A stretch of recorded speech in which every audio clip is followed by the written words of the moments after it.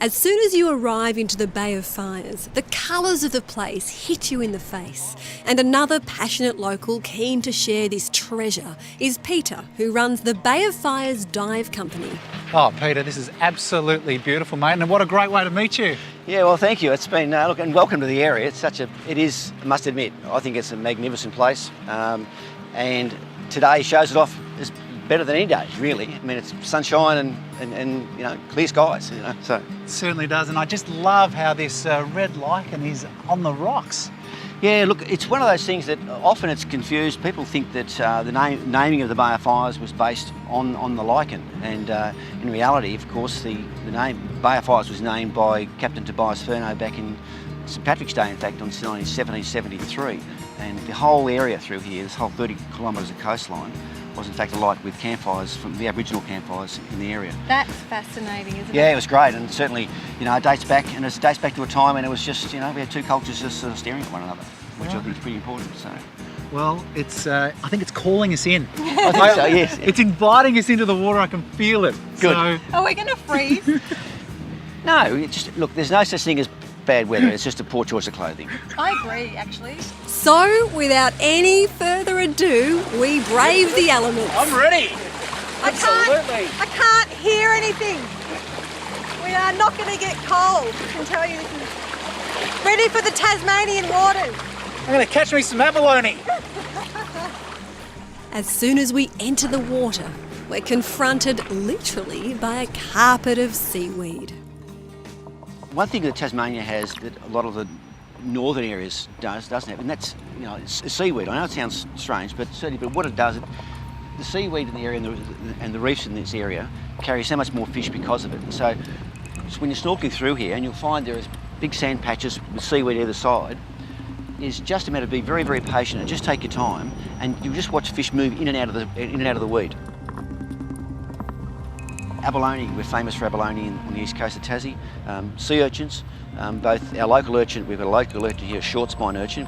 There is an invasive one here now, which is the long spined urchin, and they've become quite prevalent in the area. But once again, they've become we've got a company now that actually harvests those and has turned that into a commercial operation, which it's a win for everybody.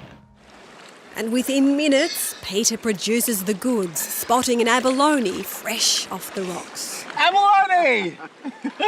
How good is that? That is fantastic. So, Peter, why is abalone so sought after? These are recognised very much in the Asian market, especially in Japan. They're a traditional food for Japan, but certainly that whole Asian market just absolutely craves these fish. And one of the reasons that they've been so expensive and such a great industry for us here in Tasmania for the last 40 years. But our true fascination comes with this. This is one of our sea urchin that we can harvest here now. This has become a commercial product, but to give you an idea, these grow a little bit larger than this. In fact, this is a rather small one, but that's what they look like, and they're very, very mobile. Strange, once you see them actually in the wild, they can be very, very mobile. Would you like me to actually open this up for you? I'd love you to. Okay, let's go. We can have a taste.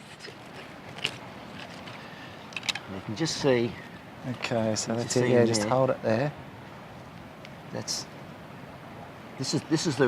here. That's the row there. Just hold your knife there. Yeah, that's it. Wow. Fundamentally, that's just fish eggs. That is fascinating. But I suppose in one sense it's a poor man's caviar. I mean, but that's fundamentally what it is. It's very rich, as you can understand it. Just eggs of that particular fish. And how do you eat it? Normally eaten just in a raw state. It needs to be obviously prepared, a bit of preparation before you can actually eat that. But fundamentally, that's to eat them straight out, pretty much out of the shell. Our afternoon melts into the perfect balmy night down by the pier in the charming seaside town of St Helens, as locals and holiday makers enjoy the relaxed lifestyle, and the local seafood restaurant, the Blue Shed, puts on the warmest of welcomes. Some of St Helens' best. And the Bay of Fires region. Look what we've got here. Oh, what a way to end our time here in St Helens. Best way to finish off a day with a fresh caught rock lobster, deep sea trevella, local oysters, squid, and some oyster shooters just to top it off. I mean, we've got some of the Tasmania's best produce in front of us this afternoon. And even better, local company. Oh, thank you very much. I really appreciate that. Cheers. All the best. Thank you. Thank you Good for job. having us. Anytime. You're more than welcome to come back anytime you like.